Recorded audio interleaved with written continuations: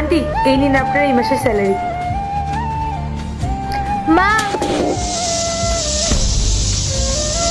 আরে তুই তুই এখানে কি করছিস? যা বাইরে যা বলছি।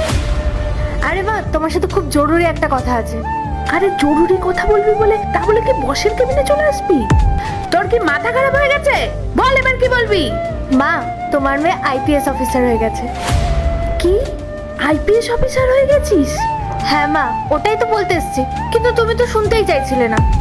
এই দেখো নাও।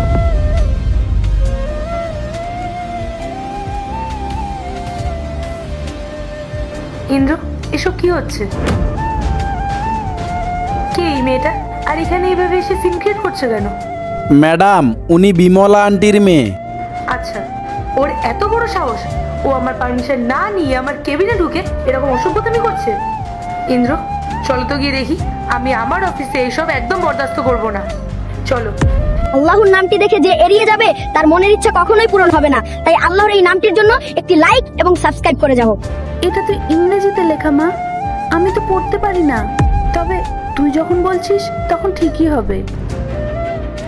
মারে, আজ আমি যে কতটা খুশি তা আমি তোকে বলে বোঝাতে পারবো না। ভগবান সত্যি আমার ডাক শুনেছেন। আমি জানিস সবাইকে বলতাম যে আমার মেয়ে পড়াশোনায় খুব ভালো, একদিন ঠিক বড় কিছু করতে পারবে। সাব্বাস মা, সবই তোর কষ্টের ফল। না মা, এটা শুধু আমার কষ্টের ফল না, এর পেছনে সবচেয়ে বড় অবদান তোমার। আমি দেখেছি মা, তুমি দিনে এখানে গার্ডের কাজ করো আর রাতে লোকের বাড়িতে রান্নার কাজ করো, শুধুমাত্র আমার পড়াশোনার খরচ চালানোর জন্য। বন্ধুরা, এরপরে কি হলো দেখার জন্য কমেন্টে পার্ট 2 লিখে যাও।